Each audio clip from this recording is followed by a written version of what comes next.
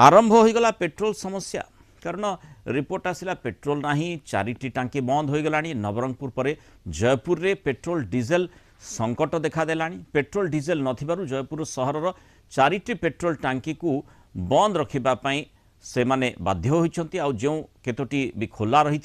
सकाळु सकाळु सेठी लोकंक प्रबल भिड़ जमीथिला जेमतिक काकेरगुमा कुंतरखाल एवं अन्यान्य स्थान में पेट्रोल अभाव अनेक टांकी बंद थिबा बेले लोकंक मनरे भय रही आगकू पेट्रोल मिलिबो ना नाही तेणु पेट्रोल डीजेल पकेबाकू लोके लंबा लाइन लगे प्रबल भिड़ जमी किसी पेट्रोल पंप रे लिटर पिछा 200 रु अधिक टंका दे लोके पेट्रोल नेउथबा मध्य अभियोग होइछि जहाकू नि प्रबल असंतोष देखा जाउछि।